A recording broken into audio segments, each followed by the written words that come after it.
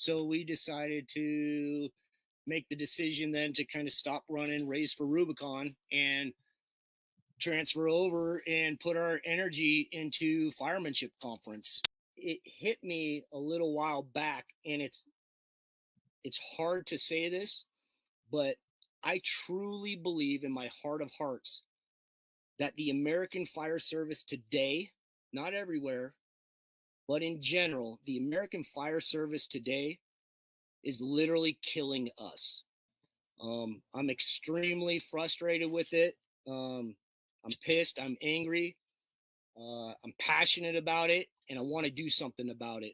And I mean that because I've seen it enough traveling and hearing our brothers and sisters constantly telling me how they're fighting other firefighters on shift to just be able to stretch a line, take a hydrant, be into the job, if you will.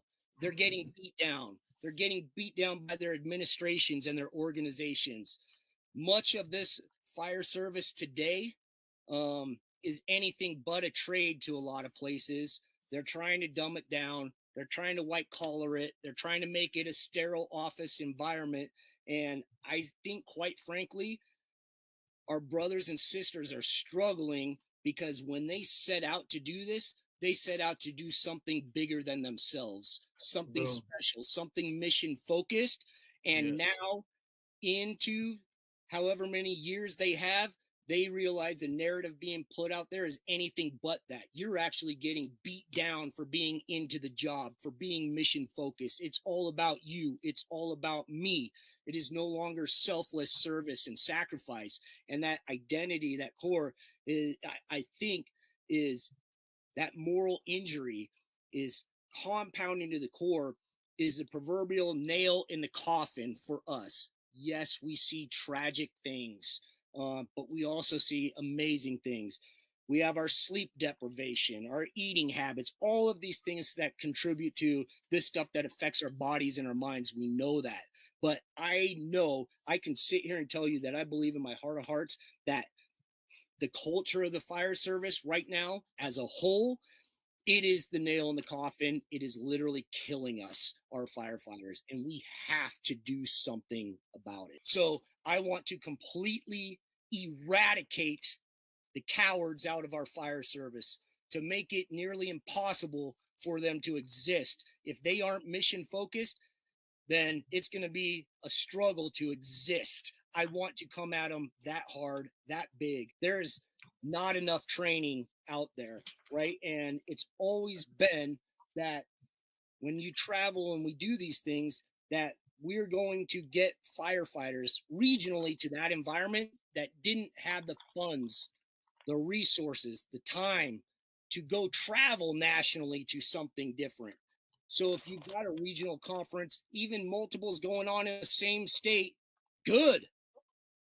I feel like to truly create something big, a true movement of it, we have to literally spread like a poison, and we have to collect all of those that could not normally attend a conference, didn't have the means, the time, the travel distance, some of that stuff. We have to be able to capture them. It has to be inclusive for them. So that comes with the biggest announcement of what we're trying to do here, I would say, is a departure from what I know we could do, which is, Corley, we could put on firemanship conference right now, and I could put a price tag on it right now.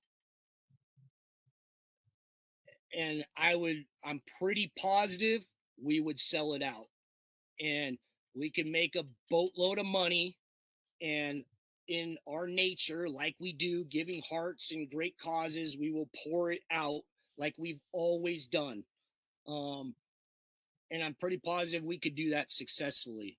But I want to do something radically different in the fact that I want to put on firemanship and a full week of training at no cost to somebody, a completely free conference available to anybody and everybody if they want to be there.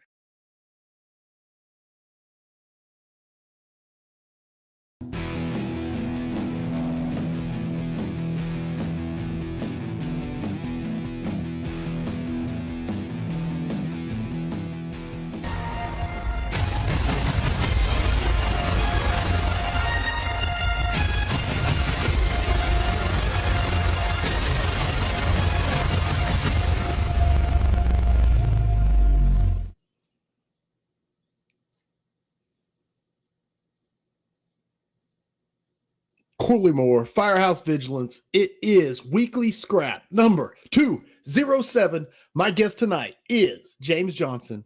He's a firefighter from Vancouver, British Columbia, Canada, currently assigned to Squad 7. Before becoming a career firefighter, James worked in the construction industry, completed an apprenticeship as a Red Seal journeyman carpenter. He is passionate about the job. He is passionate about building construction. He is passionate about Jiu-Jitsu, and most of all, he's passionate about sharing his knowledge in all of those topics. It is my honor and pleasure to have you on as the guest of Weekly Scrap number 207. Welcome, my brother. Thanks for having me, man. Super excited. You were supposed to be a part of the Mega Scrap on building construction, but fate was not willing to cooperate. Yeah. I've had a pretty bad string of luck the last little bit, but yeah, I got off shift that morning. I was leaving work and stopped at a red light and just got hammered from behind by an SUV and rode off my car. And yeah, it was couldn't make it. I lived 3.5 hours from Vancouver, so then there was the struggle of trying to get home and all that. Sure. So unfortunately, I couldn't make it in. We had fun at your expense because you weren't there. Yeah. It's typically how it goes with those guys. Awesome. Is there anything I missed in the intro? Anything you would like to add? No, I think that kind of covers it. Beautiful. Audience is logging in. They got hyped up from Cody sharing from the last special scrap little highlight while everybody logged in. So they're all primed and ready. Please get your questions ready for James, myself, on all things, leadership, culture, building construction, jiu-jitsu, doesn't matter. We're going to talk about it all. We're going to cruise down some rabbit holes this evening. There is no Kyle tonight. He is busy. I think he's following Metallica around. He's a groupie now. He's joined the tour. But I will be keeping my eye on the chat, looking for questions. So throw them in there, and I will throw them at James. Quick announcements. If you want to be a part of the Vigilantes, if you want to be a member of the Cool Kids Club, go to firehousevigilance.com and sign up. The latest thing we've been doing for the last, couple months now is the scrap after party. James has already agreed to come in afterwards. We get to critique him and tell him how good the scrap was and also ask him any sort of individual questions or tell him how bad it was. And it's a lot of fun. So if you want to be a part of that, go to firehousevigilance.com, sign up. It is a ton of fun. Now, on to the sponsors. The original sponsor of the scrap, Keyhose. Check them out online at keyhose.com and follow them on Facebook. Then, the Affordable Drill Towers, home of the Affordable Drill Tower and the Affordable Standpipe Prop. Firefighter owned and operated. Pump and roll using the Affordable Standpipe Prop. The Affordable Standpipe Prop fits through most classroom doorways for standpipe theory, and then you can roll it into the parking lot and pump to it. It comes with 6 standpipe valves that can be upgraded to PRVs or customized to what you have in your jurisdiction. Call Steve at 844-55-TOWER or drop an email to info@affordabledrilltowers.com. And then the newest sponsor, Firefighter Safety and Accountability, starts with being able to quickly find and identify individual firefighters operating on the fireground. Identifier Safety combines the best in photoluminescent materials for durable firefighter identification solutions that can glow for up to 20 hours with no switches, no batteries, which means being able to rapidly identify firefighters by name, unit, or assignment, even under hot fire conditions. Firefighter created, owned, and operated, Identifier Safety is the home for all your on-scene identification needs, all specifically designed and tested for the rigors of the job. Be seen on scene, identifiersafety.com, or sales at identifiersafety.com. So there we go. We are ready to get it on. Let me get you caught up, James, on some comments. There's a lot of them. Get you some. Ready for another great scrap from Joe Gavita. Heck yes, preach it. A lot of it's just the hype from Cody talking. Let's do this. Going to be Building Construction Church on Sunday. That's from Marco Isom. Let's do this. Let's do this. Here we go. My brother from north of the border. That's Charlie Dahl saying, "You're the man." LFG. Yeah, there's a ton of hype. So we're ready to kick it off. And so let's throw a curveball right out the gate since you are the building construction guy. And let's talk culture and let me see. How do we phrase the first question we want to discuss? We pull up my notes. Young departments and mentorship. Something that many people across all of North America are struggling with is the wave of youth that is coming into the fire station, not just young, but just young to the fire service, new people coming in, and the old that are, that I say the old, the amount of experience that is retiring out. Talk to me. Yeah, that's something we're definitely seeing in Vancouver, and I'm sure it's kind of across Canada and the United States for sure. I think like we just recently heard in Vancouver that 30+% of our job is under 3 years, and well over 50% is under 10 years. Um, so it's been a massive shift. I know when I first started, my first captain when I started was I think 27 years when he got his first confirmed hall or station Okay. assignment, and then now guys are getting it around 20 years. So we have a little bit of a different system, like much of Canada, but we're strictly seniority based. So you it's not like if you want to be an officer, you can promote early. It's all based on years of experience. So when your time comes, then you can go into the fire officer course, and then if you go through all the stuff and you pass, then you become an officer. So yeah, it's definitely challenging when you have that much, turnover, and you lose all that experience. It makes it a lot more. You have to be way more deliberate with the kind of the mentorship part of it, and bringing up Sure. the young people, and and our newer members, for sure. That's something that and I know a lot of departments have been dealing with this for a lot longer than we have. It's just something that we've started to see. I think we hired 126 last year, which was 120 something, and that's a big. I think that was maybe our biggest year ever for hiring. So Wow, 126. And that's not typical. I'm assuming. What? no, like like for many years, I think like if we had a really big year, it would be like 60, Okay. and Okay. So almost double. yeah, so it was yeah, definitely a big, but we also, like a lot of places didn't kind of had a little lull during COVID. Sure. Um And then the but catch yeah, up, then the rapid catch up. yeah, and then we've had some change in our pension stuff too, which meant some guys went a little bit earlier than normal, but yeah, it's definitely challenging. And the department right now is like we're seeing a lot of fire volume. I think the last like stats were most of the North American fire service is largely EMS, and we're sitting around like the 50% mark right now of EMS, Oh wow. versus fire and other stuff, which is, yeah, we're way higher in fire volume. Like I can't remember the number, but it's like 30% more than we were last year or something Do you already. feel like just your opinion, of course, do you feel like that's good for morale or has been detrimental or No, I definitely think it's good. And then okay, it's okay. also a great time too when we have new members as well. They're gaining that real life experience, and That on the you know, job training totally. So came you out can't beat replaced. that. You'll never So you'll never have guys bad morale when you're going to lots of fires. that's what I mean, because that it's everywhere. I mean, that's the American the and I have to say North American Fire Service to qualify and include, Yeah, but that's the yeah. North American Fire Service. Is there's it's the we make EMS calls all day long and occasionally go to fires, and Yeah. it's hard to stay in that fire first mindset, that fire first mentality, Hmm. whenever that's the truth. Um, you said it.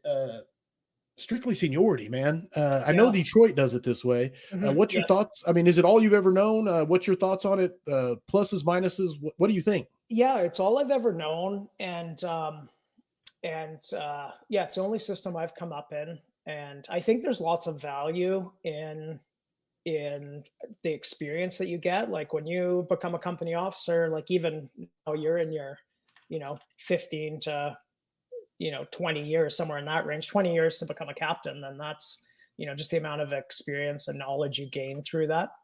Right. But also there's the other side of it. Not everybody's a natural leader. So, Sure. there's always bugs that you need to work out with that. Like I think a lot of times in other systems, maybe people that have more aspirations for leadership and stuff will jump into those roles, where in a seniority based system, maybe there's times where guys have to grow into it a little bit, or develop those skill sets. Sure. Do you feel is there many people that say, "Hey, even though it's my turn, I'm not going to do it." Is that something that actually happens or no? Do you like it? I think, and as long as guys can remember, there was one person who decided not to do it.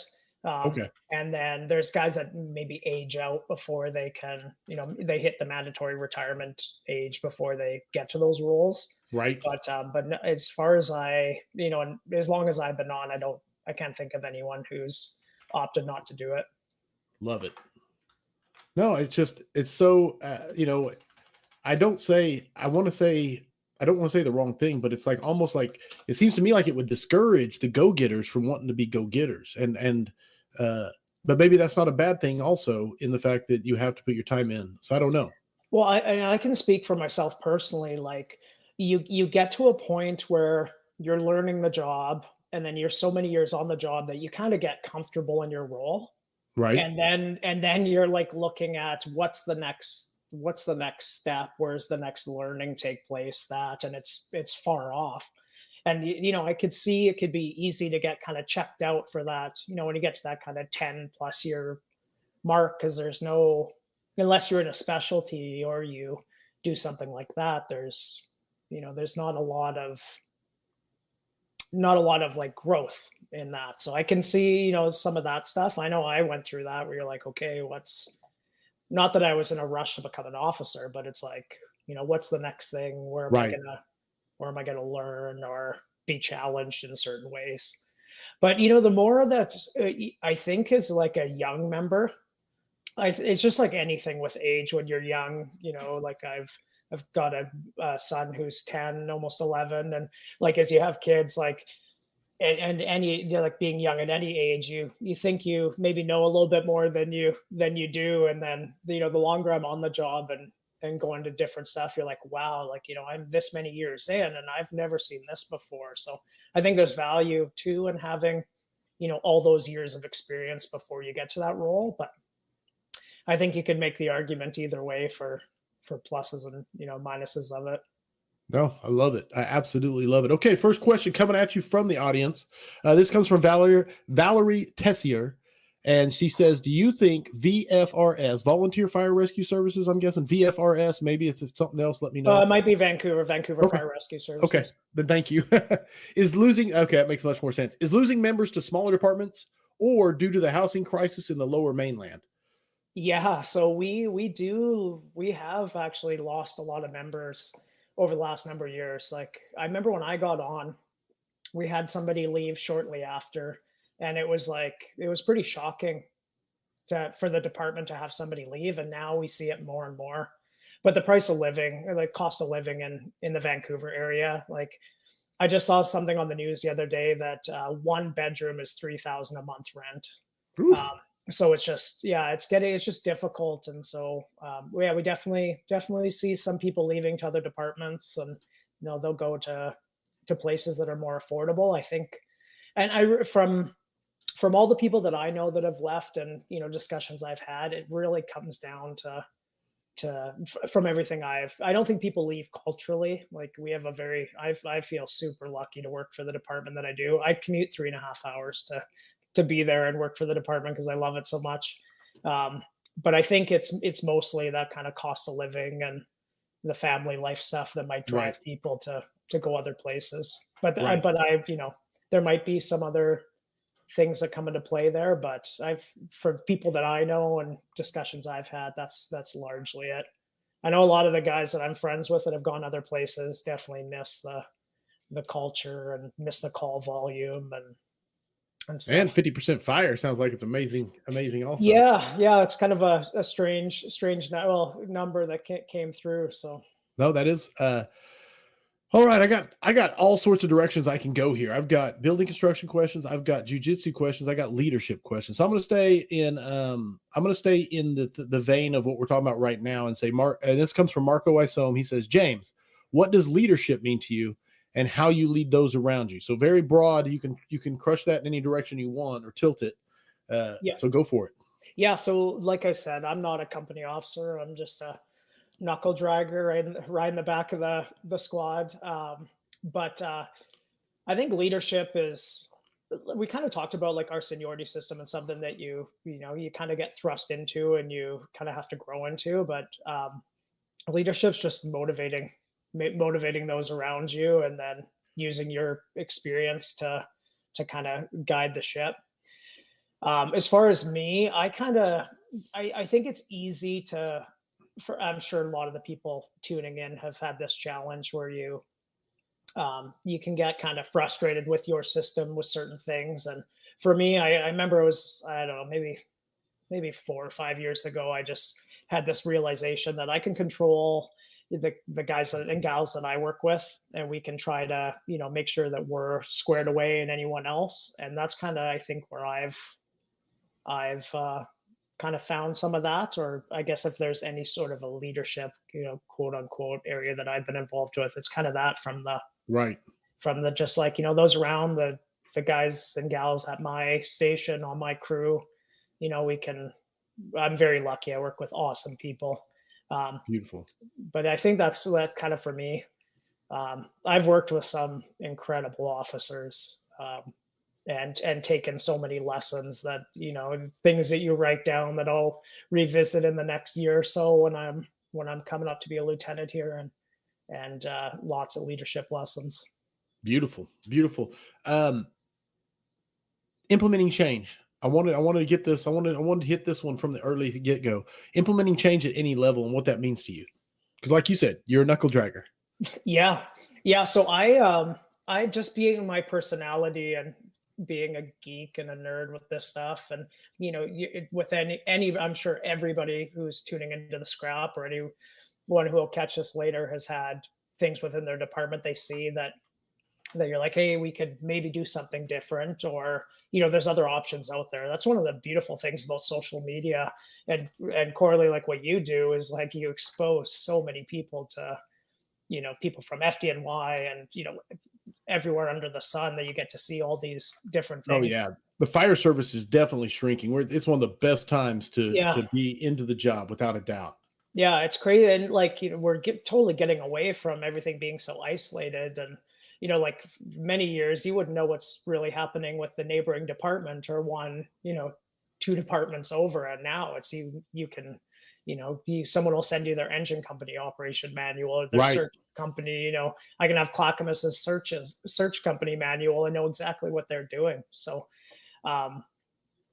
yeah, implementing change. I've been very lucky that I've been able to be involved with some stuff within our department.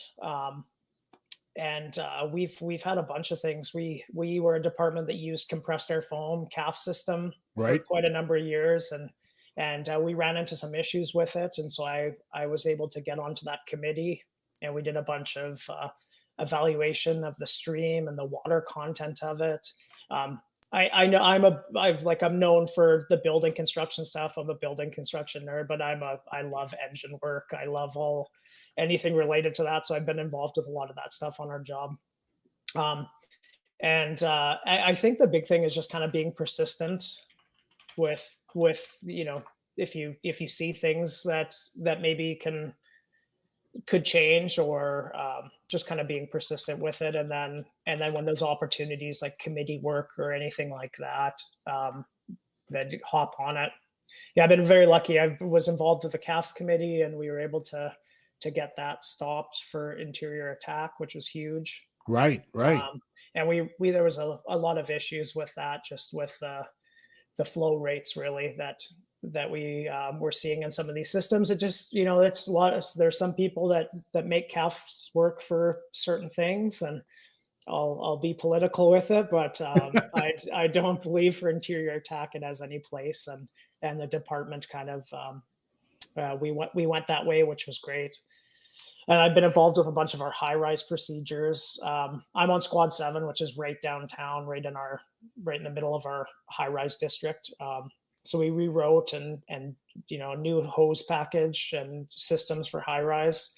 And then just recently, I was able to be on our hose deployment committee, and so we're changing all of our hose loads. And oh, nice. So yeah, I've been very lucky. Even all of our committees work based off seniority as well. So okay. I've just kind of been lucky to be able to squeeze in. Sometimes as the most junior member, or some in other kind of capacities, I've been able to weasel my way into them. So right on. What hose deployment package you guys decide to go with? Yeah, so this is something that that was kind of interesting. So I was right off the bat. So we used 1.75 inch.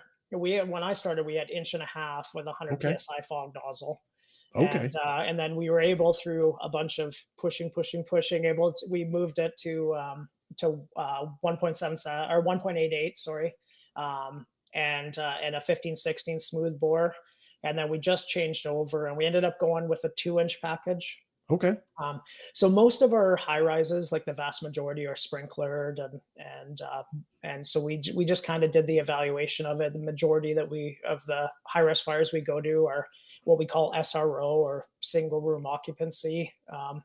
We can kind of, if you want to get into that later, we have a huge kind of drug and homeless Okay. problem in Vancouver, so we have lots of that kind of social housing, and Gotcha. most of those places are sprinklered, and so the 2 inch worked for us. We went with high combat, which I believe is 2.2, and it worked for the vast majority. And then if we do have that commercial, that wide open commercial high rise situation, then we'll grab 2.5 and go up with it. Love it. So 2 inch is your pre-connect. Sorry, 2 inches are high rise. Is Okay, our high rise bundles that we go with now. So and 1.88 is still your pre-connects. So yeah, we have 1.5 inch, or sorry, Oh. 1.75 inch is our standard. Okay. Yeah. Just checking. I want to make sure I was clear. Yeah, no, yeah, for sure. All right, I converted everything from millimeters and centimeters for you too. So I appreciate. We're the holdout, of the world. All right. There was one in here I saw. I got a lot of questions coming. Keith Kershaw, which I'm assuming he's Canadian because of the way he phrased the question. So he said, Keith Corey, is. could you please ask James what he thinks the Canadian Fire Service does well and what he thinks we could use more from the American Fire Service? I like this question just to see the differences and what your opinion is. Yeah, I think we're very, very similar for the most part. Yeah, there's if anything I can say about the American Fire Service from what I've found, and it's not everywhere, obviously, but very much like the American Fire Service in comparison to the Canadian Fire Service, I believe carries over a lot more of like that military mindset where it's like service before self, and kind of a little bit more of that culture. Right. Not saying that the Canadian Fire Service is any less of that, but it's just very, you notice that a lot more when I'm in the US.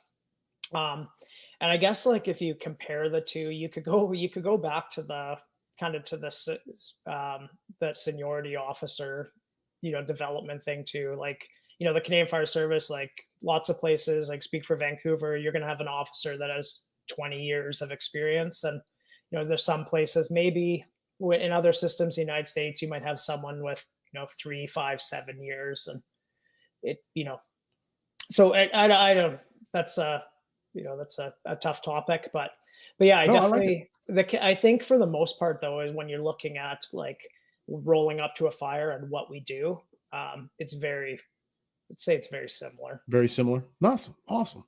All right. Let me go back and make sure I pull up the notes so I'm not missing anything specific. There's lots of construction stuff coming up. Oh yeah, there is. Yeah. There's tons. Of course. It's James Johnson. You got to expect it. Back to talk about implementing change at your level. Then we'll go to building construction, I promise. But we'll finish it up. We'll wrap it up. Where have you had the most success and where have you had the most frustration? Like just to share stories or encouragement or frustration. Yeah, so I think that I think any frustration that I might have experienced came from maybe came from me and how I reacted to things. Oh, okay. Yes. Like as soon as you realize that all of that stuff is about doing it the right way, looking at the long game, knowing that it's all relationship based, like that was for me like key things with, if you're the guy or gal is gonna bang their fist on the table and bitch and complain, it's never going to go anywhere. And so I think that was something for me that I maybe saw frustrations at the beginning and then was able to kind of shift my perspective. Nice. And then it was more successful that way. And so also in the mirror? Yeah, for sure. Yeah. Any of that stuff, there's lots of stuff as you're coming up that you look back in hindsight and you're like, wow, I was my own worst enemy with that stuff. Oh, I absolutely feel that. I really feel that. And then Um, as if I and then as far as successes, I yeah, think something is like if people genuinely know, like if I'm talking about maybe like guys and gals on the floor or your management team, like if they genuinely know that you're wanting to be involved in this stuff because you truly care about it, like you're like the thing for me, like when it comes to like the caps thing or hose lines or high rise, it was like I want my members to be safe, like be able to flow enough water and have the right equipment to do their job safely so that we can, get home. And then on top of that, I want them to be able to flow enough water so they can make the push down the hallway to, make a grab or make a save on a house. And I right. think when people realize that, like that your heart's in the right place and you're not doing it for any self-serving, it's not about me, anything about me. It's like I just want, I want things to be great for the men and women that I work with and the citizens that we protect. And if we can do things that make that better and more effective, then I think people can see that. Rock and roll. I love that, man. I absolutely love the message. Um, yeah, coming here, coming here. I wanted to get to understanding the game before you try to change it. The last bit on change, and then we'll start crushing building construction questions and moving towards jujitsu. Go ahead. Yeah, Implementing change before you try to change it. yeah, I think that's something that I noticed early on is that you can see things that may seem silly if you don't have the experience, or things that you do that you're like, I don't get this. We should be doing something. This is dumb. And then as you start to gain Yeah. experience, and then you get into those situations, you're like, oh, I get it now. I see why we do this and why we've done this way. So I think that's something too that um, I love that everybody's, passionate and wants to do stuff and make change. And, I can see what, Brush is doing. And Right. I want to do that in Vancouver, but maybe it doesn't fit um, where you work, or maybe we do things a certain way because that's, it works for that place. So that was something I learned was like understand the game and understand why things are done that way, gain that experience and that knowledge, and then some of that stuff might make more sense. Love it. And just that change. I mean, how many times I know I've said it when I was riding backwards, I would say, I will never do it that way when I get there. And then once I got there, of course, it's like, oh, this is why they did it that way. Now I understand. And so it's Yeah, just that change of perspective. yeah, absolutely. Peter Oxford, your question on the 1.88. I don't understand what you're asking, so clarify the question, and I'll see if I can't get clarity or an answer to it. Okay, with that being said, here we go. Time for some building construction stuff. James, how this comes from Jim Platt. So I want to how has building construction changed since leaving the trade and entering the fire service, good and bad? I don't know if anything. I think we're getting more technology that's changed some things. It's just like, we all have an iPhone or some sort of smartphone, and how often do you get updates where you have to update the software, the operating system, or whatever? It feels like it happens all the time. Well, it's Right. like those technological changes are happening in the construction industry. I'm very lucky that I'm really involved with the building code on behalf of the IFF, and I'm very involved with that stuff. So I get to see it. A lot of times I'll get to see it as it's entering the code, or maybe before. But like there's some things like that aren't. I think most of the change that's changed, or the things that are being implemented, or new technologies are pretty rare. There's stuff like 3D printing components and things like that aren't widespread, that are new technologies.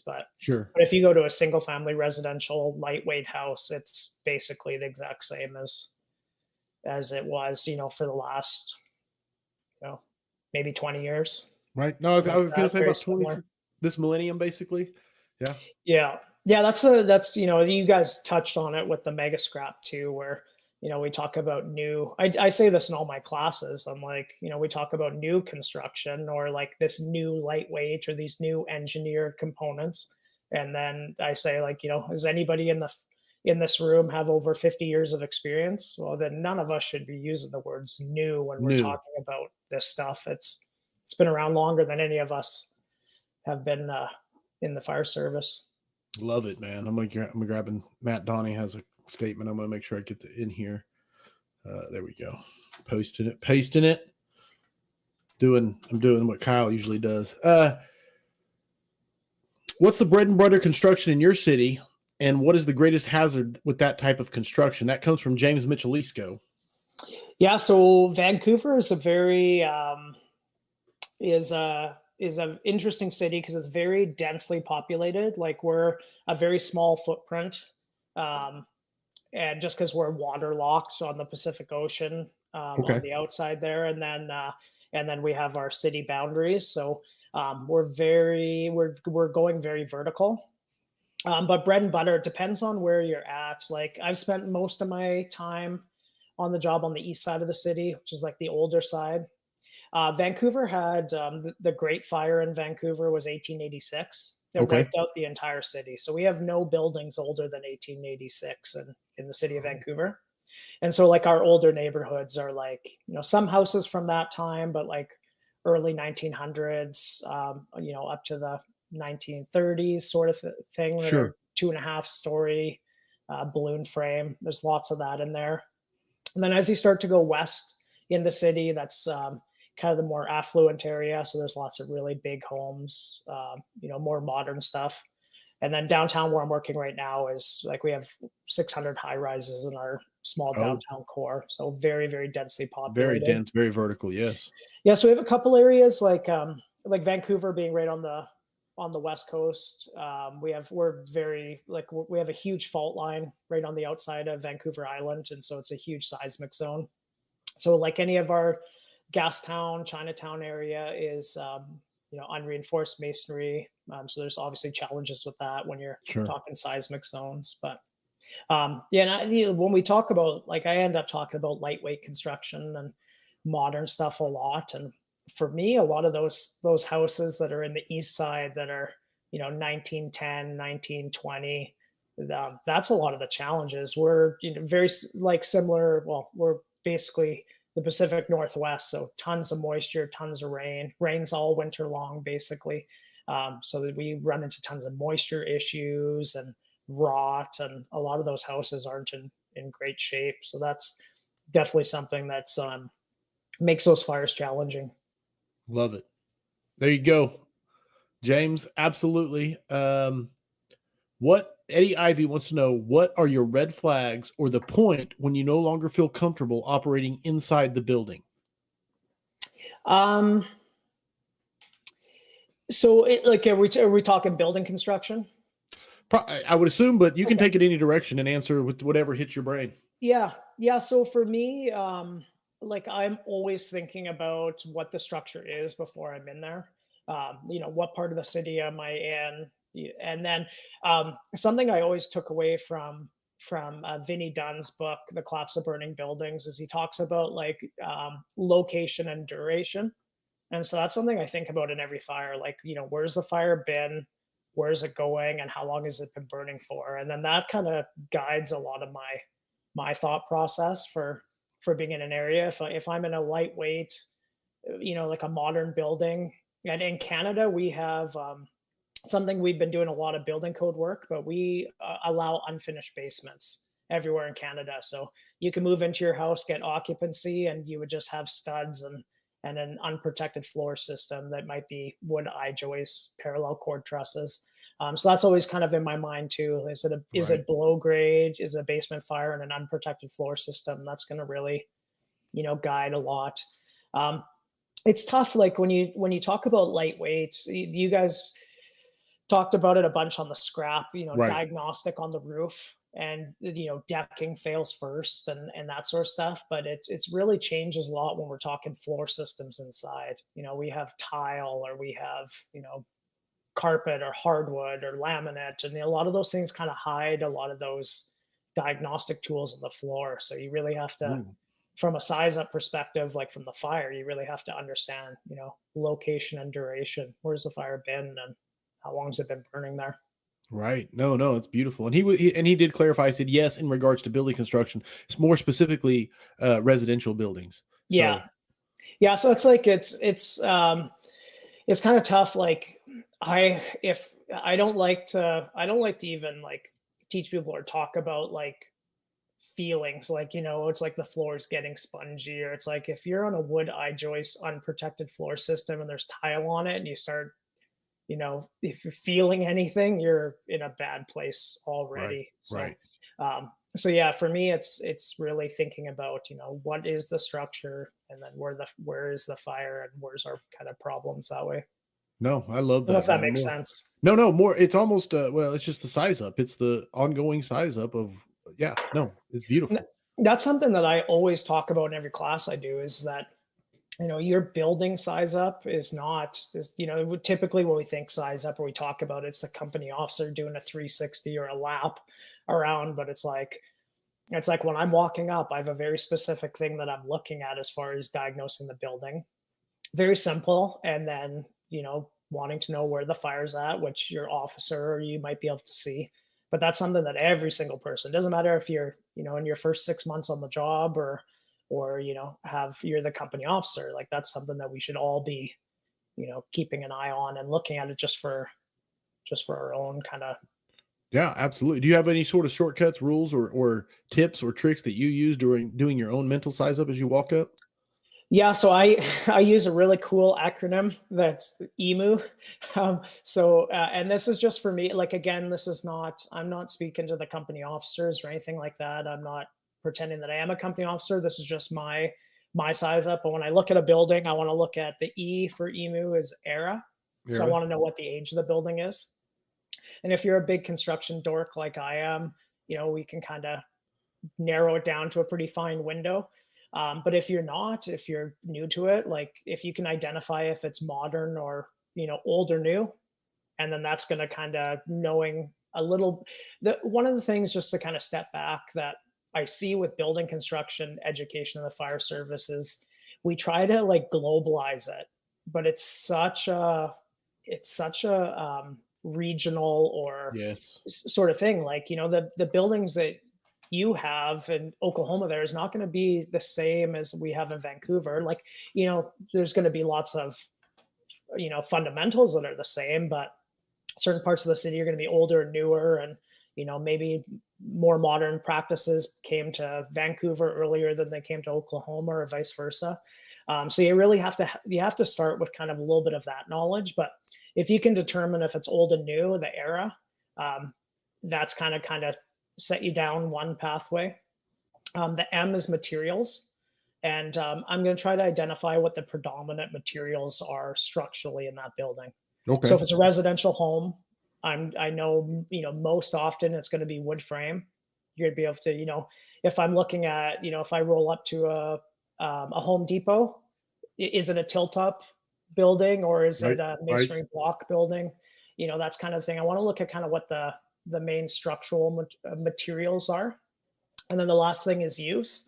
And that's kind of broken into two parts. Is it residential? Is it commercial? If it's residential, is it single family or multifamily? And then if it's commercial, is what's it used for? Like, is it a Home Depot? Is it a furniture warehouse? Is it a place that sells canisters for vape stuff or whatever it is? Right. Right. So that's just my like little mental thing, and I firmly believe that we need to like simplify things.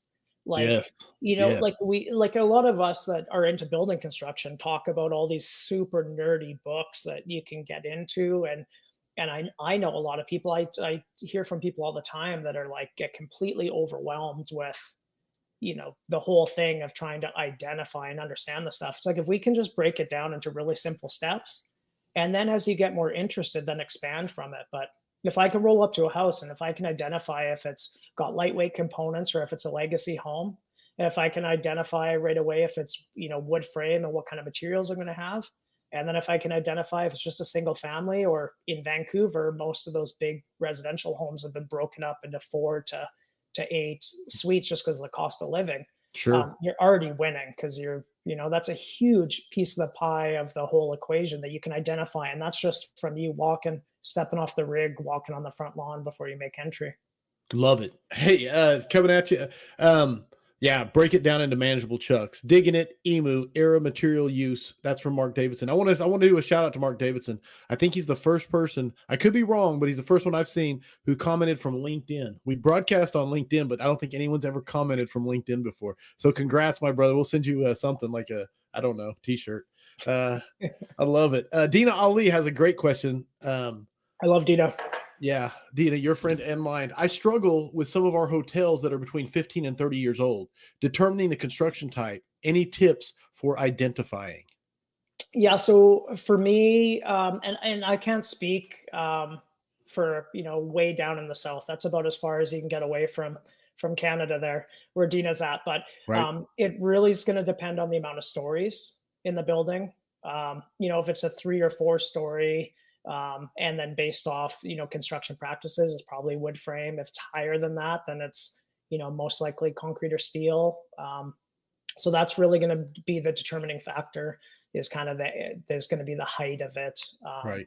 And I can only speak for me in British Columbia and then for Vancouver. Like, just in the last number of years, we've allowed up to 6-story wood frame. But before that, if it's a little bit of an older building and it's 4 stories and under, it's going to be wood where I'm at. If it's more, then it's going to be concrete because we don't do too much steel out here. Gotcha. But yeah, I would kind of, for Dina, I would kind of dig in a little bit to, what's the predominant material that you use for high buildings, and then where's that breakdown The from? breakover and the break. Yeah, the break.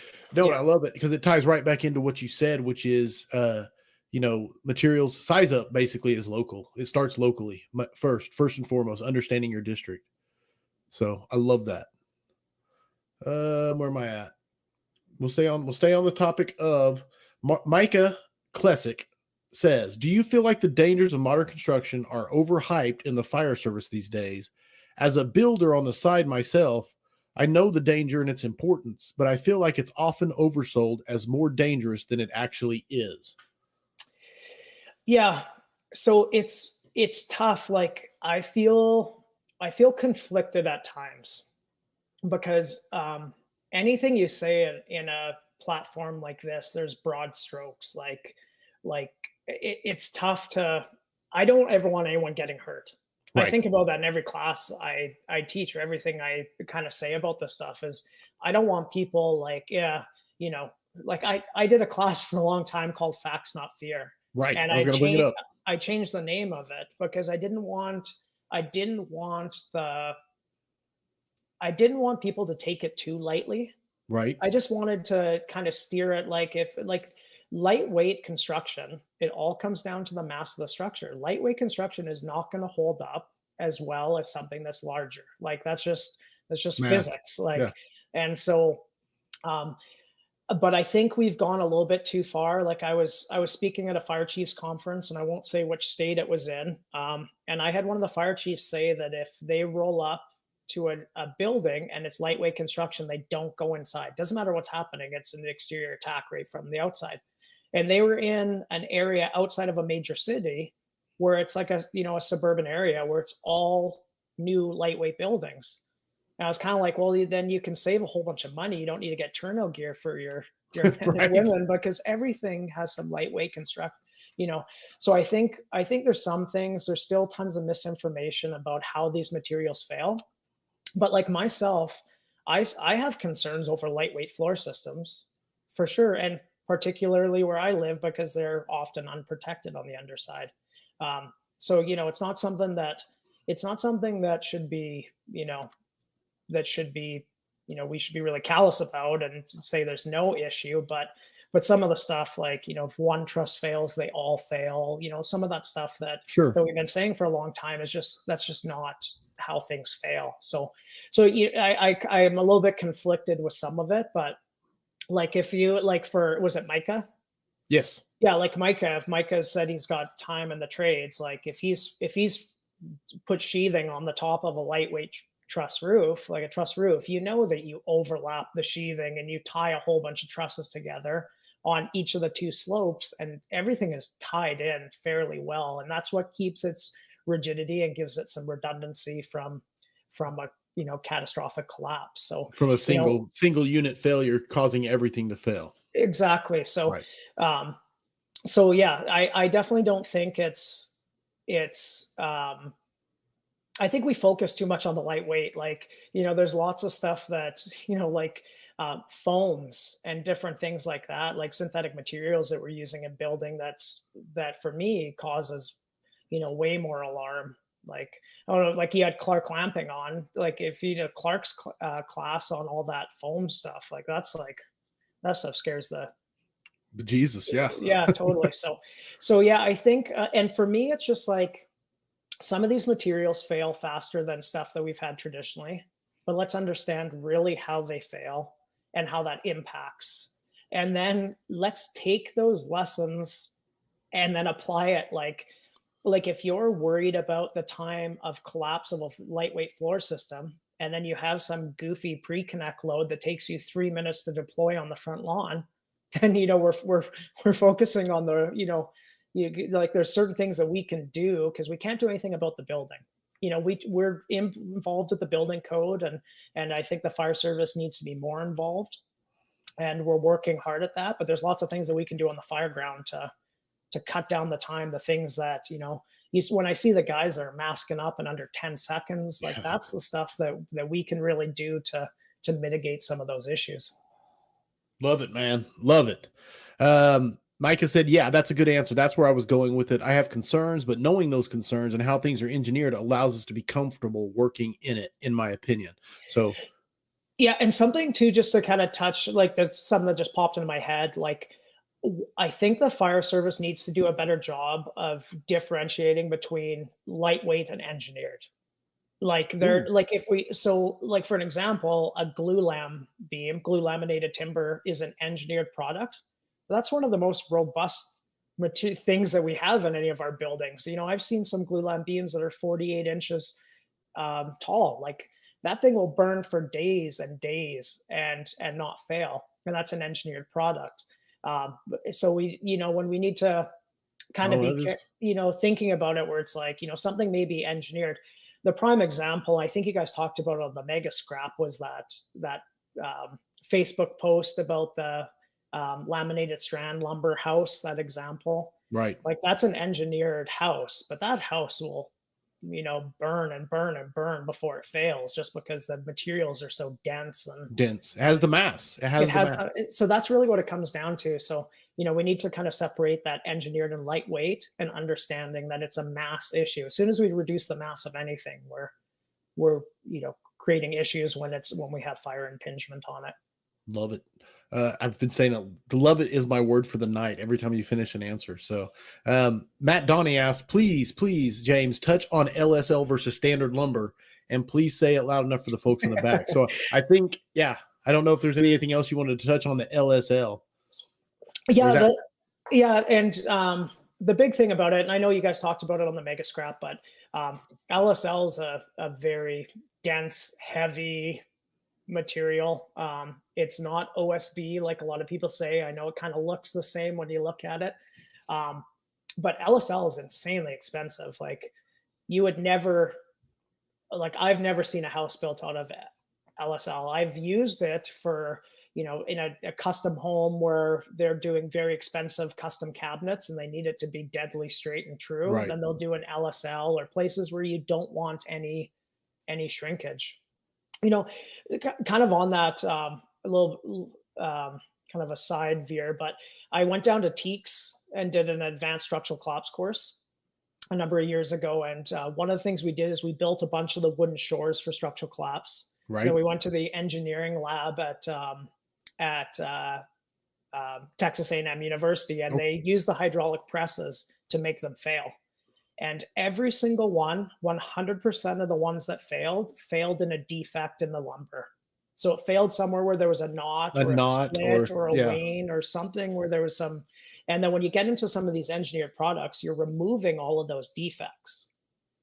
And so that's where you get a lot of that kind of inherent strength with them. And that was kind of a aha moment for me when I saw that. I was like, every single one of these failed at some natural imperfection of the wood.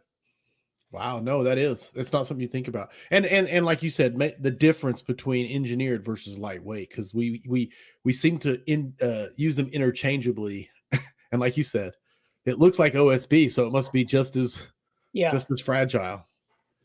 Yeah, lots of stuff. JJ is a Canadian acronym for super badass.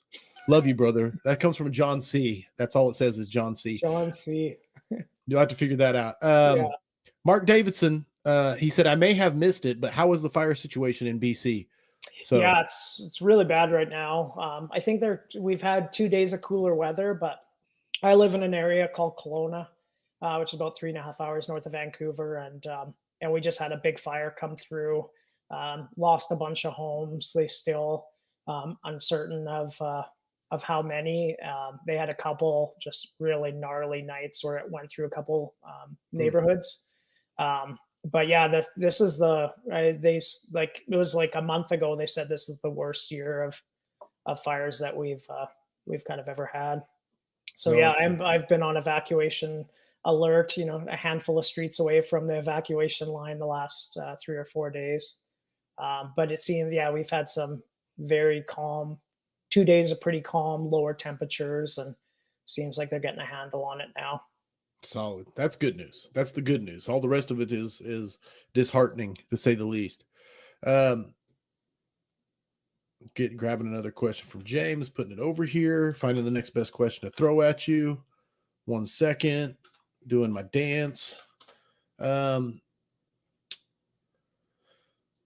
Peter, yeah, I got that. Matt Donnie, you touched on Matt Donnie's question. I like it. Love Matt. Absolutely. One of the best, man. Marco Isom said, are you concerned with lightweight construction, or is it better to just have a good situational awareness? I think you've touched on that, unless you want to add anything to it. Yeah, like I definitely want to know if it's lightweight, 100%. Like that's kind of my, like the emu, or that's kind of my size up. I want to be able to identify that. But again, like that's going to change for me. If I have a house built in 1920 in Vancouver, that's a shitty house. That's, like rot and water issues and all that sort of stuff. So that brings on its own challenges. I want to be just as aware of that as I do, a modern building. So it's definitely something that everybody should be able to identify and understand the issues with it. And, like I said, you guys talked about the roof stuff a ton with Robbie and William. Yeah. But the floor systems is something that's still a big issue and can cause us, absolutely cause issues. We want to know that for sure. Greg Redmond coming at you, big picture, referring to high/mid-rise residential. Does construction type/age change your priorities regarding evacuation versus refuge in place? Yeah, so definitely does. Like that's something that we run into with the high-rise fires we have is, we have this like such a mindset of search and getting people out. But I've been to numerous high-rise fire where we're pulling people out of the the hallway where the fire was just knocked down, and we're bringing them from an area where it's way worse, or sorry, way better, into an area that's way worse. Doing the opposite of what we're supposed to be doing. But it definitely can change priorities based on the construction. Like if we're in those 6-story wood frame kind of apartments that we're seeing all over the area now, like that's something where, depending on it all comes down to the fire volume and is it a compartment fire. Well, that's kind of true for any, outside of the concrete high rise, but are we talking about a compartment fire where we have it knocked down with one line, or is it something that's in the structure and spreading? And then that's definitely changing the priorities for getting people out, in my mind. I'm not the one making those calls ever, but yeah, that's definitely something I would be thinking about, fire spread. Love it. Joey Castle And says, sorry, and I think No, I no, think I always. think Greg's from St. Louis too, and so if I remember correct, and that's that's a different ball game when you're talking buildings too. Like lots of really old buildings. Like even St. Louis is significantly older than Vancouver. They have a really old fire department, and then lots of issues with levels of affluence and that sort of stuff. So Sure. yeah, so it's different. It could be a different ball game when you're talking about a place that each of the suites is $1 million and it's well maintained, as opposed to something that may not be. Right, right. And the number of families that share that or people. Um, and like I think mindset is universal, but the tactics are definitely local. Hmm. Joey Castle wants to know, in terms of building construction and ventilation, what is your go-to when trying to get some of the heat and smoke out and improve conditions? Pretty Yeah, broad so question, but go ahead. it is, and I'll just speak specifically to Vancouver where I work. Okay. We're not a vertical ventilation department. Yeah, we don't do a lot of it. We haven't for a number of years. There's times where a roof will get cut, but one of the things that I learned more, I was like, we should be up on every roof. Like I have buddies who work for LA City and they're up there, and then you see the fires that they're going to, and they're like, a ton of one-story bungalow or that sort of stuff where you cut a hole, it's going to make a difference right away. Vancouver, we have like basically zero lot lines. So the eaves of the one building is over top of the eaves. You can barely walk in between them. They're touching at some points. And then we have tons, like almost everything is a half story, 2.5, 3.5 stories. So it really depends on. So first off, when we talk about the zero, kind of the lot lines, if you're gonna ladder that roof, you have to ladder the peak, and you're going kind of right on the ridge along. You can't ladder the side of it and get up to the slope. So that creates challenges. Sure. We have very, very tight streets, so that creates more challenges. And then also the half story. It's like the amount of time it takes to do a push and knock the fire down and to get there. And if you're talking first floor, and then we're trying to vent a 3.5 story house where, it's not, it's so for us, it's just like our department, good, bad, indifferent. It's just, we typically water on the fire and then ventilating a lot of time using a fan or, hydraulic or natural ventilation. But After knockdown. yeah, after knockdown. Right. But that's British Columbia for a long time, and still lots of areas are were very positive pressure attack heavy, and luckily in Vancouver we've gone away from that, and there's lots of places in kind of around us have as well, but there's lots that's kind of their bread and go-to. butter. Start the fan, try to charge it, and then go in after the Walk fan. in behind it, walk in Yeah. behind the pressure front. And yeah, we've you can talk to tons of people in the area and tons of Vancouver. I have a good buddy who teaches with us and works in Vancouver, who took nozzle forward, and a couple days later they had a bad fan incident, and he had to knee walk while flowing in order to get out. Use the skills that he picked up from nozzle Picked forward up. just That's 2 days awesome. I mean, before. So not that he got caught there, but that he had the skills to implement. yeah, 100%. So yeah, for us, that's kind of and we're a very engine heavy department. Like that's our main focus. Is like all of our ladders are technically quints. They're 105s and they have a pump on them, and we're very, very water heavy. Love it. All right. No more questions. Oh, there are more questions, but I'm moving on to topic I'm excited about. I've never talked about it on the scrap before, but I love it. I'm passionate about it. Peyton Price actually has the first question coming from the audience about it. He said, James, what made you want to practice jiu-jitsu and why? Oh yeah. So I'm stoked when you and I were chatting about this, and I kind of threw the idea of jiu-jitsu out. I knew it was something that you do and Yes.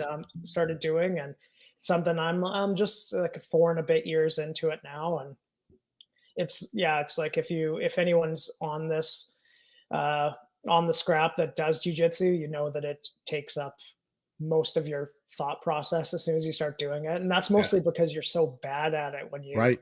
well, you never really get good at it. You're Right. always kind of bad at it. But for me, it was, it's like, I bet you the majority of people that get into it, hear about it on Rogan or hear Jocko talking about it. Right. Jocko And was me. I heard Jocko. I'm like, I'm gonna try this out. yeah, and my son was 4, and I was just hearing about it a bunch, and then like there was certain things with my son that was like I want to know how to swim. We live on a lake, in a resort kind of area, where Absolutely. there's a huge lake, so it's like swimming, and then kind of that being able to protect yourself. And so we signed him up when he was 4, and he's almost 11 now, and Oh loves it. wow. Three Wow. three Yeah, I times a bet. week, and then I would take him to class and watch, and our coach would kind of put the bug in my ear to start, and then I started it and never really turned back. It's awesome. And And it, for and it, me, go ahead. Go ahead. yeah, for me, it came at like a time where I needed something like that. It was like I was kind of like talked about earlier, that time in your career where you're like, looking for, something to, something to kind of stimulate you mentally. And then I was also like traveling and teaching a bunch, and like I was feeling good about like, my position on our job and, my skill set. And I felt like I was, comfortable with that. And I was teaching, and you're traveling and you're kind of in that world. And then you get into jujitsu, and you're like, it's the most humbling thing you've Oh, ever absolutely. done in your entire life. Like, and so it's been huge for me mentally, like just having that, like, just like any kind of physical activity. But you can go to a jujitsu class, and that's 60 to 90 minutes where you don't think about anything other than being there. And that was just something I needed in my life. And yeah, it's just love it. Yeah, I do too. I We're love it. about. I started 5 years ago. I'm the world's slowest learner. I can tell people that because I'm 5-year blue belt, and so Yeah, I'm extremely slow. But that's okay. I'm not. It's yeah, everybody learns at their own pace. One of my regrets is that I didn't start my kids. I had no idea the value of it until I was younger, yeah. or when I was younger. I had no idea, and I wish I would have put all 3 of my children in it when they were younger. But that's something you learn later in life. Yeah, and that's something that I've become really passionate about is like I just, Dina commented earlier on the construction stuff, but like the work that Dina does and like, just mental health issues in the fire service and like, just how, stressful the job can be and, that stress doesn't necessarily come from the calls we go to. It can come from management and all that sort of stuff, stuff that Cody talked about in the last scrap. But I just see the benefit in my life to Oh it, and yeah. then see the benefit in guys guys and gals that are on the job that do it. And so I've just been like, that's kind of something why I want to talk about it here. I just think it's so beneficial and it's so much fun. So something we started recently is I started a group. We called it Frontline Grappling Club. So we've had two sessions. So I train at a place called Pacific Top Team in West Kelowna. And there's Pacific Top teams that are a few different places. And there's one Pacific Top team, Van City, that's right in Vancouver. And 2 of the guys that are involved, like owners, one's RCMP or a police officer, and the other Okay. one's a just finished his probation at a fire department kind of near mine. They're both black belts. And so they've basically given up, let us use their gym. And so once a month we hold a Frontline Grappling Club session where it's open to all first responders. And it's just kind of an open mat.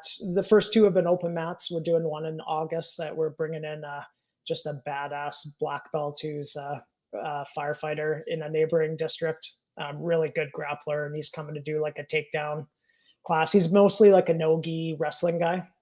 Right. But it's like, and if any of us are on social media, you see the videos and you experience, or you, I'm sure you've seen it on the job where you see a cop who's getting ragdolled by Yeah. somebody they shouldn't be. And I just see the benefits, for that. So I wanted to bring first responders together. And the last one, I think we had 16 out and a bunch of firefighters, paramedics, Nice. had a correction officer, had 3 police officers, and No, and people don't understand the mental psychological benefit. And Dean Ali said it's such a great way to practice mindfulness or simply to learn how to control your response to stimulus. A complete superpower. I love that you touched on this, James. No, and Yeah, that it's go just ahead. something that you have to like if you've ever wrestled with somebody much larger than you and you've been, stuck in side control or in mount and you're just struggling, like it's just that mental like the mental struggle to get through it is The just misery, I yes. just think it's so beneficial for like so many things in life. So I appreciate you letting me chat about it here. But yeah, it's cool, and I've actually had a few people reach out um, about Frontline Grappling Club and Awesome. doing Awesome. it in other places. So if there's No, anyone sweet. here, if you train at any places and you want, it's a really great thing we're kind of slowly creating there. So if you hit me up, and I'd love to kind of help out, and you can, if you have a gym that'll give you the mat space and you just once a month or whatever, um, open it up to first responders. That's just such a great Frontline, networking do you thing. have a website or a Facebook page? What is it? What's the best I way? got Facebook and Instagram. It's just Okay. Frontline Grappling Club. Okay. Frontline Grappling Club. There Mhm. you go. No, that is amazing, man. I might even talk to my coach about making something happen there. That'd be cool. That would be very cool. No, I love it. What's your favorite? I don't want to say like technique. What techniques are you working on right? I love side control. I love working the Kimura. That's pretty much my go-to. And I'm trying to break from it to get and start working Yeah, on other stuff. yeah. I've been a blue belt now for just over 2 years, and so I like you kind of a little bit of a you like I'm at a place where I got to start like doing some new stuff, but I'm just like a little bit of a bigger guy, so I just Yeah. love smothering people and I'm a smasher too. I love to yeah, smash. yeah. I I'm try. just I try to be flowy. I try to roll the yeah, saw. I try yeah. and be. But Oh yeah, I, I'm definitely goon jitsu most of the time. So I love it. You gi or no gi guy mainly, or mostly gi, but I'm trying to do more no gi right? lately. But is like a bigger guy. Like the gi is just so nice for the control Oh, and that. absolutely. But I'm trying to do more no gi now and having tons of fun with it. But I'm yeah way When I better at started, I gi. was all about. All I wanted was no gi. That's all I wanted to do, and then I fell in love with the gi, and now I hardly do any no gi now. So, Yeah, but no, absolutely. Uh, yeah, that's what Sam said. Sam said jujitsu, also known as involuntary yoga. yeah, I love it. All yeah. right, brother. That is awesome, man. We hit on everything: jujitsu, building construction, leadership, culture. Send any questions if you have them for James. I will still pull them out, but I am going to move on to book or books that you think firefighters should be reading. And I always love asking this. Um, Now you've yeah. been here So before, but go ahead. yeah, and I don't remember what I said last time, but I may have said the same book. But there's a book called "The Obstacle Is the Way" by Ryan It. Holiday. That I read at a time in my life when I needed to read it, and something that I come back to quite a bit. And it's like a book just basically about stoicism, Yeah. and I didn't know anything about stoicism before that, but I don't know. It's just great for kind of mindset and something that I took a ton away from and kind of come back to quite a bit. I Yeah. really enjoyed that book. On the subject of Dina Ali, she's the one who turned me on to Ryan Holiday, Yeah, and I bought the trilogy at the time, and I think he's come out with Discipline since then. yeah, But at the time, so I'm working my way through them slowly. Ego is the Enemy is the one I started with, and I'm on Obstacle now, yeah. and yeah, I love everything about Ryan Hall. I can listen to him on podcasts when he's on Modern Hmm. Wisdom or anything, man. I absolutely love it. Yeah, totally. So, and the other one is the book you were here last time, The Building Illustrated, which they touched on in the Mega Scrap, Yeah, of course. yeah. But I That's bought just. that, and Did now I you? leave it laying around the fire station because it's so awesome just to pick up and thumb through.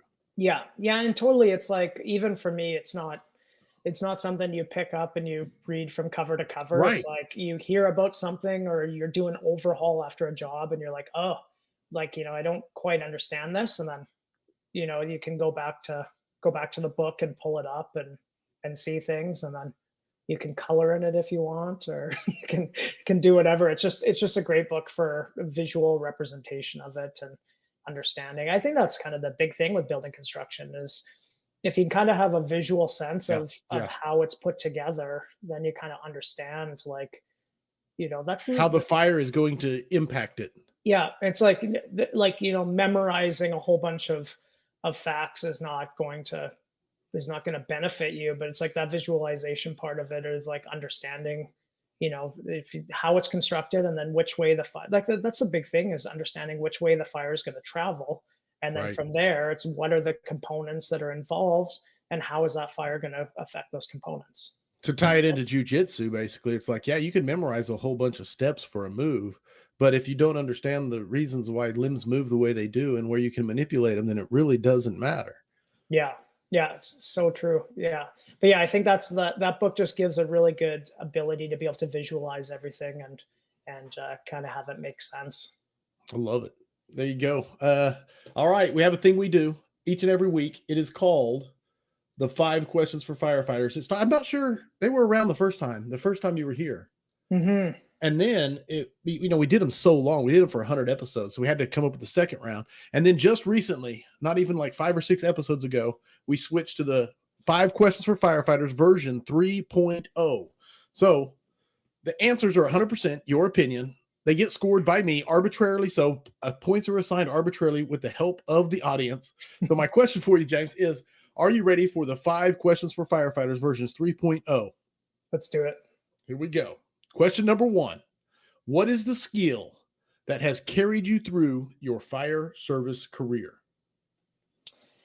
Ah, um, I would say curiosity, is probably, if that's a skill, but I think that's something that's really driven me through a lot of stuff, to like dive into things, and then also, we talk about that implementing change, or wanting to make things, the best they can be, is like really that curiosity of that, like just the desire to want to learn, and want to learn more and understand the job. Um, so like, and the kind of that curiosity part, like I'm coming up in the next little bit where I'm gonna be up for writing my lieutenants, and so I've been very aware and keen of what my officers are doing and how Right? they react, and just that kind of curiosity of understanding that side of the job. um, so I would say that's probably that. No, I absolutely love it, because I mean, being curious absolutely means you can always be learning. I love that, man. I love it. Max points on number 1, easy, because I love That's curiosity. all I wanted, is to get one max One points. max, then the Then pressure's I'm good off. to go. Yeah. Pressure's off. Number 2, what is the most important soft skill to possess in a leadership position?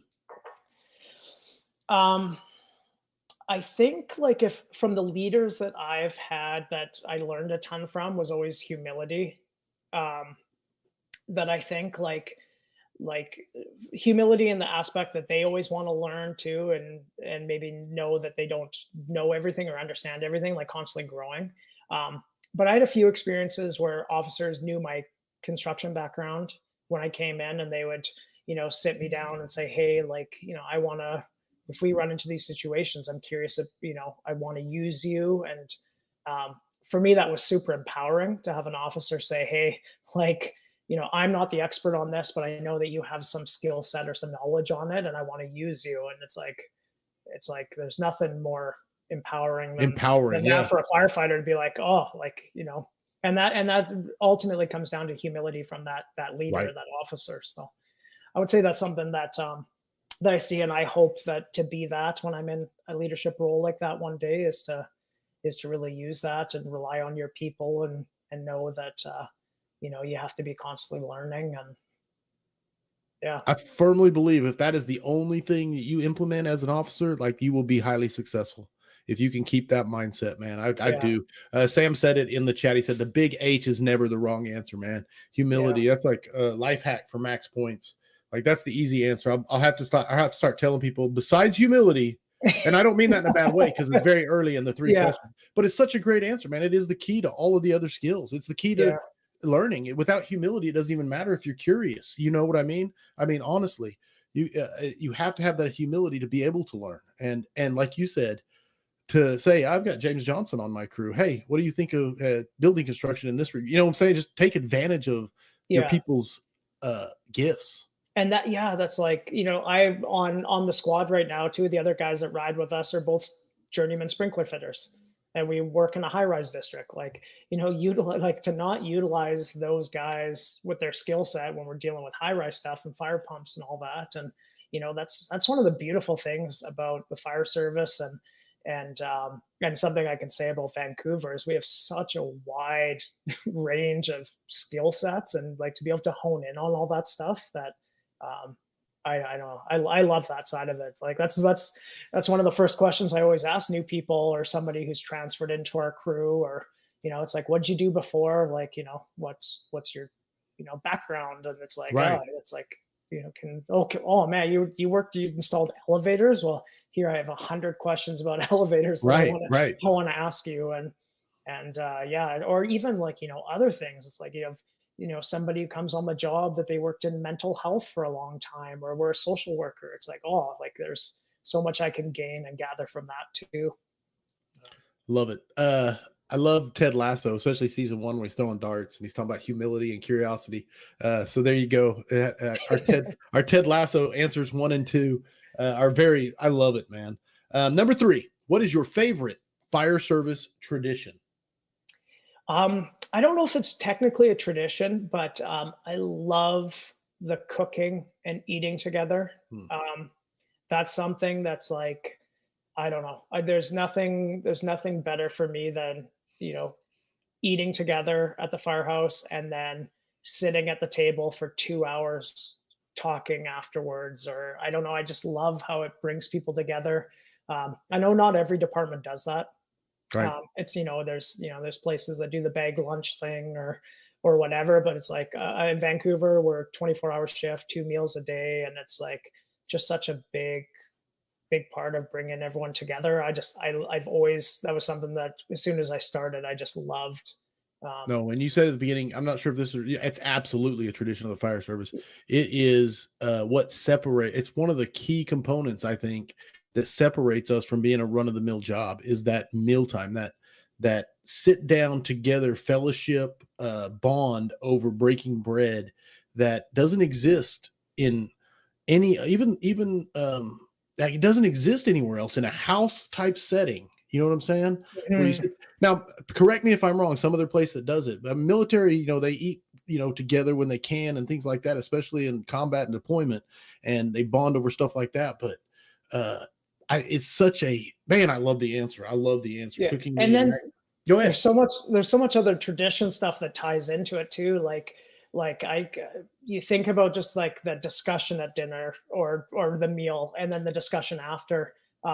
And it's like there's like the mentorship parts, and there's the debriefing incidents, and there's like all these different things that come as all brother, part of that. That's during the meal prep, there's someone chopping veggies and someone doing this, Yeah. and the cook who's telling people what to do, and people. That's one of the reasons why. And I don't want to tirade, but you got me going. Is I hate when they remove the day room from being next to the kitchen where it's all together. Yeah. And they build these firehouses where the kitchen is off by itself and then it's separated from everything else. Yeah. And you have to actively go in there to hang out with the cook. Yeah. And it just attacks that tradition, not subconsciously, like systemically. The structure of the building attacks that tradition, and it sickens it. Yeah. But not the point. I love your answer. Max points. Awesome. One of the greatest traditions in the fire service, man. Fit to fight fire. John Spear says cooking and eating together is one of the strongest ways to address mental health. It cultivates we are all in this together mindset. No, Great one. You got me fired up.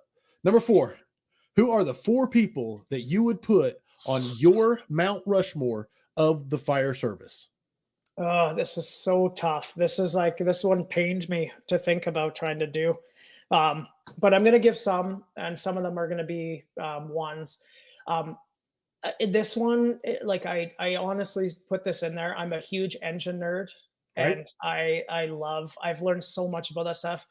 I know Andy Fredericks gets thrown out all the time, but in the B shift drawer at 7, there's the book of Andy, all the stuff printed out and in a binder, and I've just learned so much from that. Just so that, like, for me personally, and like my interest, I just love that stuff. So that's one.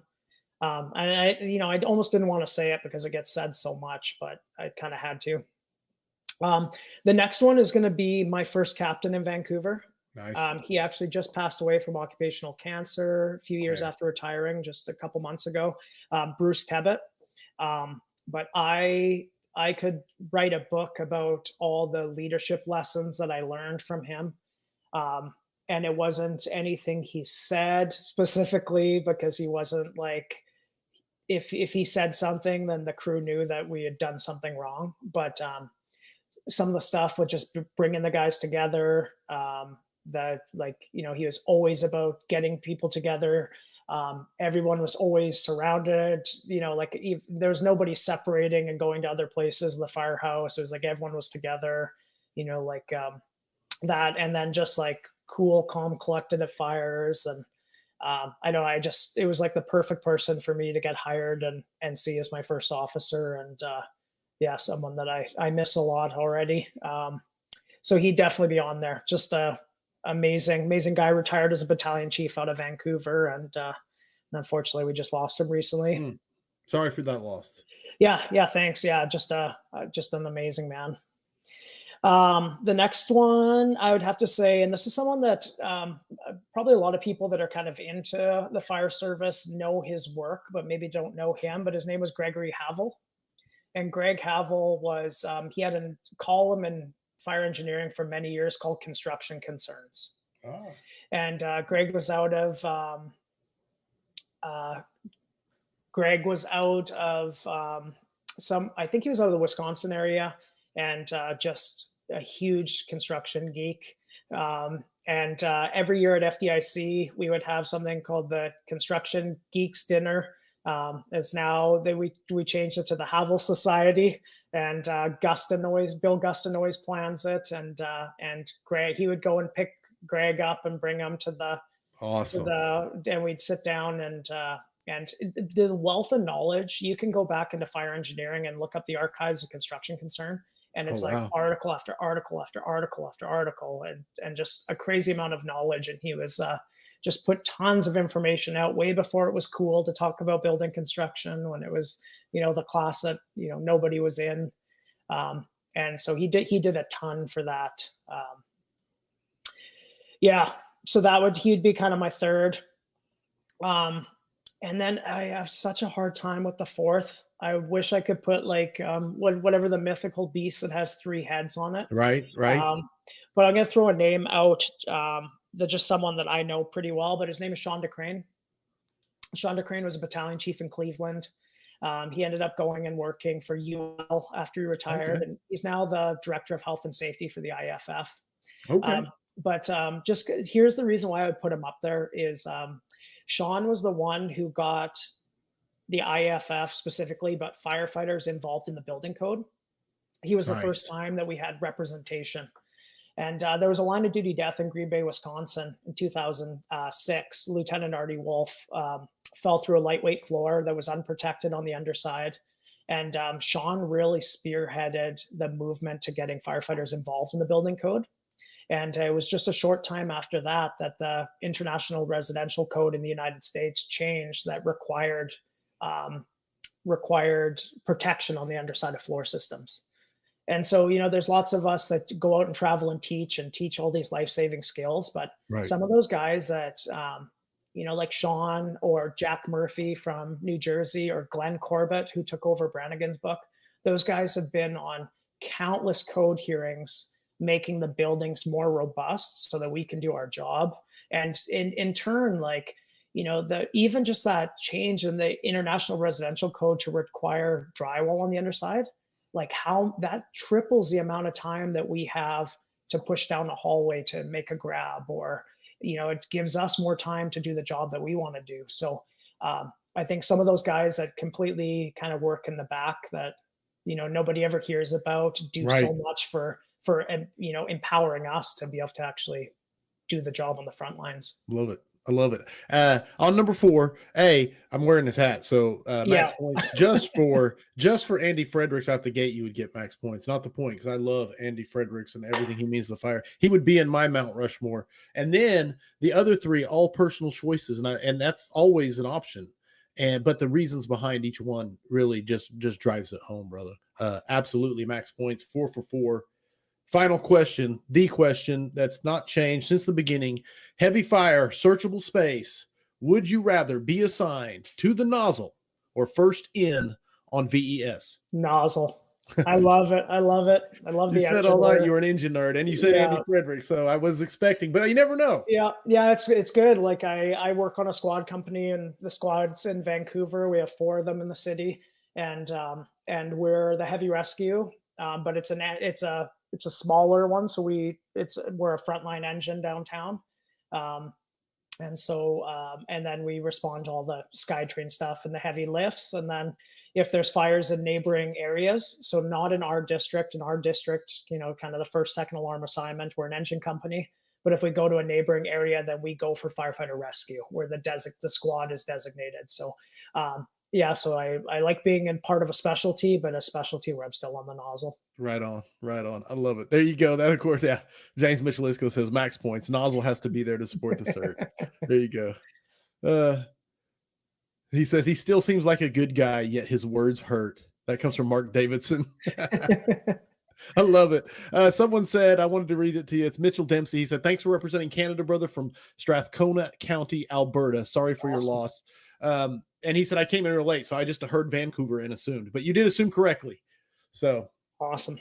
Yeah, Strathcona, outside of Edmonton there. So awesome. And that officially makes it max points, 5 for 5. That officially makes it 207 scraps in the books. And James Johnson, thank you for sharing your evening with us, first of all. But if someone wants to get a hold of you, find out more information, ask you questions about building construction or jiu-jitsu, what is the best way to go about doing it?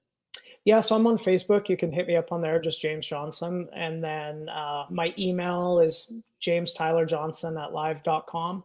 If anybody wants to hit me up there. And then Instagram, you can go to Frontline Grappling Club. I'm the one who manages that page. Anyway, if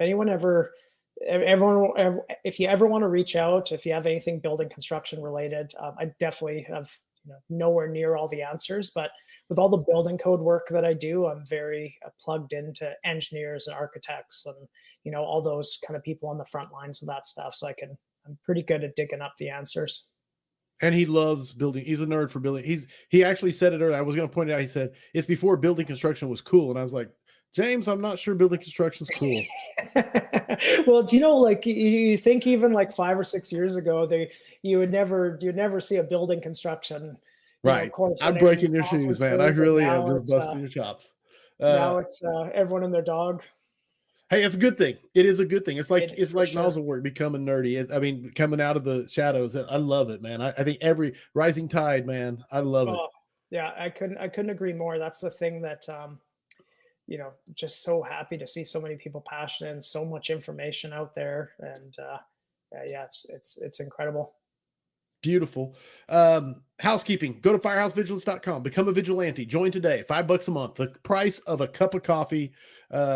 You can sign up for a year if you want. You don't have to do month to month. We have a vigilante meetup. In fact, there'll be one this week down in Pensacola where all the vigilantes will get together and we'll cuss and discuss and swap stories. That's just another bonus besides the exclusive like lives and the exclusive swag, exclusive content. Very laid back. And I'm not going to lie, very inspirational to me. We've been beta testing the V90. Very exciting, man. Very inspirational to me. Like I said, badass scraps continue next week. Chief Jason Hovelman. Then the one and only Clay McGee the week after that, followed by the much-awaited rescheduling of Jonah Smith. So the awesome lineup of 2023 just continues to kick ass, man. And it's very important. Very important. I have to say this like Ike would say it. Write this down. Write this down. There is approximately 98 days and a few hours until registration opens up for Firemanship 2024. Mark your calendars for November 27th on Cyber Monday. I'm going to do a countdown at the end of every scrap. My brother, James Johnson, thank you for being such a phenomenal guest. Vigilantes, after the scrap is over, of course, we'll have the Vigilante after party, the scrap after party. I'll put the link in the private group, and you guys can come in there and ask questions of James. You can critique him, tell him how bad he did or how awesome he was. As always, my brother, thank you for spending the evening with all of us. Thank you, James. Thanks so much for having me. It was a blast. It was fun. Audience, you guys, of course, with your questions, make the scrap magical week in and week out. Thank you for tuning in. And man, just thank you for everything. Remember, mutts don't scrap. I hope the tones stay silent unless it is burning. Everybody stay safe out there.